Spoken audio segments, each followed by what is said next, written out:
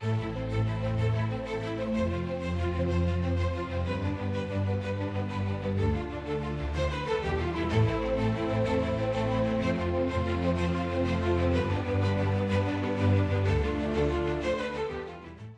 come on in. Bring it in. Bring it on. Listen up.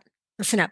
Hey, I'm Coach Mikki. You're on Fourth and One Mindset. Every season, as soon as I walk into the locker room and I get the opportunity to address my team, this is a topic that's really important and insightful.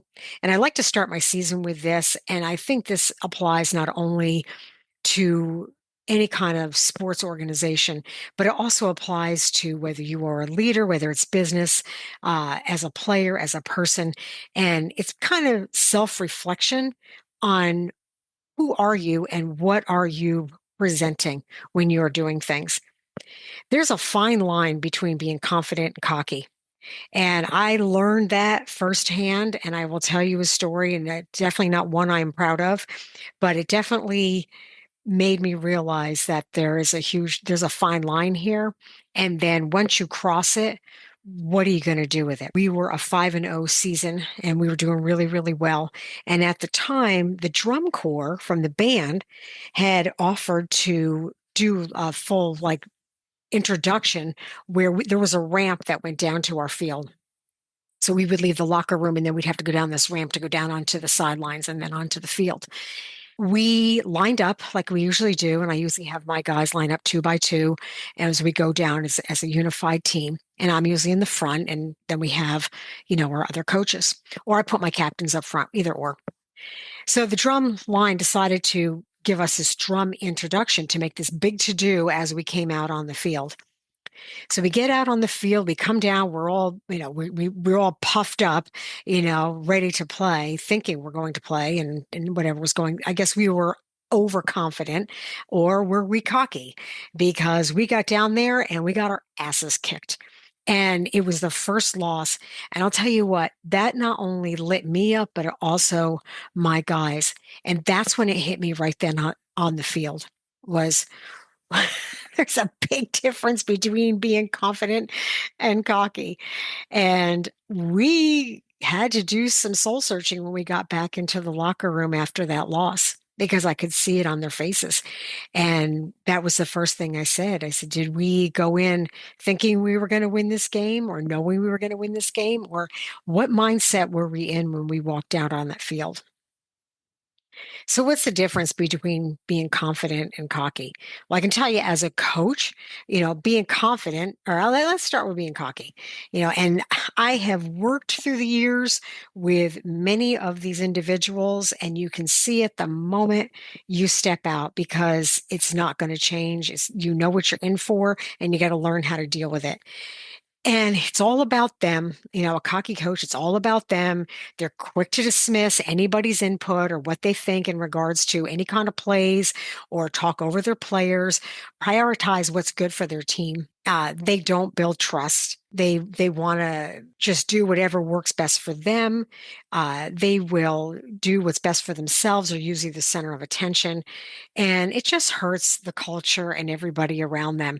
And I've worked with it many times where I've had coaches just do stupid things that I'm like, okay, I understand what you're trying to do, but when you look at it in the long run, is it really helping the kids or are you just doing this for yourself? And I'll give you an example. I worked on a team where the coach wanted, and if you don't know football, let me explain a little bit. There is certain numbers when you are running the ball to the right, and there's certain numbers when you're running the ball to the left. And usually, and I'm going to say usually, there are numbered even and odd. Most likely, if you're running to the right, they're going to be an even number. When you're running to the left, it's going to be an odd number. Well, I had a coach that decided to switch them. And they had some really good players, and a lot of these kids were being looked at for colleges. And I kept saying to him, I'm like, why are you doing this? What do you think is going to be able to help us by switching these numbers? I said, it's only going to be confusing to the kids that have been coming up through your coaching from freshmen all the way up to seniors that are potentially going to go on to college, they're going to step out on a field. Their coach is going to call a play, and majority, I would say 99% of coaches usually have the even numbers going right and the odd numbers going left. So why would you switch it? He said, well, it's to confuse the defense. And in my head, I'm thinking, well, you can pretty much figure that out if you watch film, which way they're going to go. So it just didn't make any sense, but that's okay. Lo and behold, the coach was fired because the season ended up being really bad. And I've seen it time and time again. And that's not just one season of coaching with cocky coaches. I've seen it over and over again where, yeah, they'll do okay, and then usually they end up moving on to a different location, or they get fired, or they quit because people aren't working with them. And then you have the cocky coaches that are echo chambers where everybody will just tell them they're doing great because they want to keep their jobs. But I'll tell you firsthand, I would much rather leave a team and do something that was going to be beneficial to the kids than, yes, a coach all day, any day, and no, he's not doing the right thing for their team. So anyway, that's what I feel about. So what makes a confident coach? Okay, so we kind of went off on the cockiness. A confident coach comes prepared. They know the game plan. They trust their team. They inspire the belief in the players. The confidence is about creating an environment where everyone knows that they can succeed. They put in effort, they're prepared. They will do things that they know are going to build confidence to each and every one of these kids' abilities. And even when the odds aren't in their favor. And so I kind of realized that when we lost that game. I believe in my guys. I always do.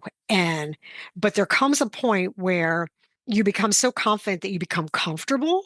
And then I think it goes comfortable. No, I'm going to say it goes confident, comfortable, and then cocky. And when you're in that gray area of being comfortable, that's where everything goes squirrely and haywire. And you're going to lead yourself into things that you really don't want to address. And then hopefully you can come back from it. But if you catch it as a good coach and you realize, okay, we got comfortable, we need to look at this. And now, no matter what you're doing for your goals or whatever's happening, once you realize you've reached that comfortable zone, you need to start revisiting what you need to do and get uncomfortable again, because you have got to go back to being confident and not allow comfort to be able to bring you into being cocky. And I've seen it all through, not only through college, but you see it in the NFL where somebody just thinks they are above and beyond everybody else, and it doesn't do good for their team.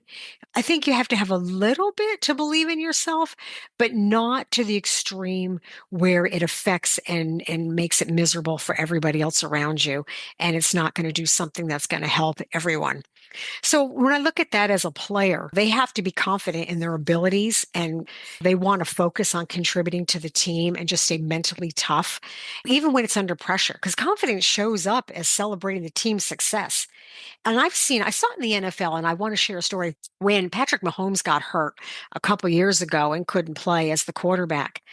I would watch the game, and one of the things that really stood out to me as a really good quarterback and player was that even though he was not in there playing because he was hurt and was out for quite a few games, he was still up and down that sideline. And every time that quarterback came off that had taken his place, and forgive me because I don't remember his name, he was on the sideline helping him, and they were watching film, and he was going over and he was helping coach, and he was bringing to the team everything else to be able to help them win the game, even though he wasn't the one out there.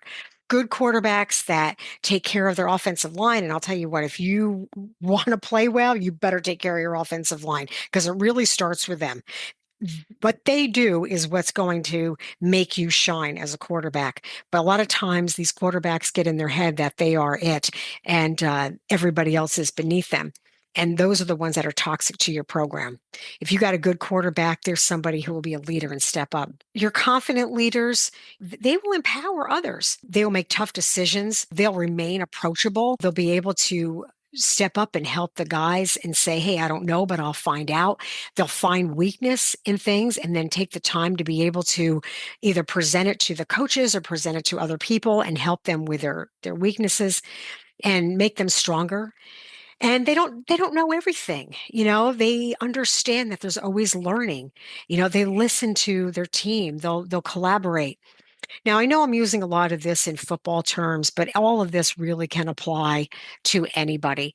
And I've seen it in the business world. I've seen it too many times where you have got a leader, a manager, GM that is just so unapproachable and really has no idea what's going on. But because they're in that position, do what I say, don't do what I do. And it's unfortunate because this is why a lot of corporations and a lot of companies really struggle because they have crossed the line of cockiness and confidence. And if you want to be confident, you got to bring to the table something that is going to help others and be confident. And being confident doesn't mean you know everything. Being confident means that you can go and say, "Hey, I don't get this. I don't understand this. I don't know. Let me go and find out for you." And I think there's a lot of integrity in that. Any coach that says, "Oh, yeah, I know everything," they're full of it because you're always learning. And the reason I say that is because every year, every season, all the way up to the NFL level. Now, granted, you're going to know a lot because it's always going to be changing and you've got to understand the rules. And there's so many elements to being a head coach. But what always changes is your personnel. When you've got personnel or people that come in that don't know what they're doing or don't understand or have to relearn everything, that's when you have to step up as a leader and be confident that you can train them to be able to fill that spot. So if your main goal is for everybody to succeed and to be able to bring to the table this extraordinary element of who you are as a team, and I'm talking about not only in football but in corporations, in life, whatever wherever you're dealing with people, you have got to be able to have the confidence to go, okay, this is the weakness. This is what we have to figure out. How are we going to get there? And how are we going to bring this all together?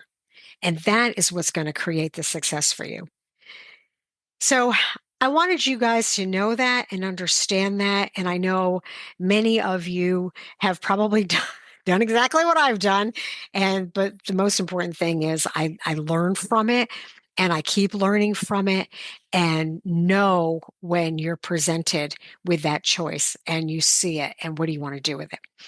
So, all right. So bring it in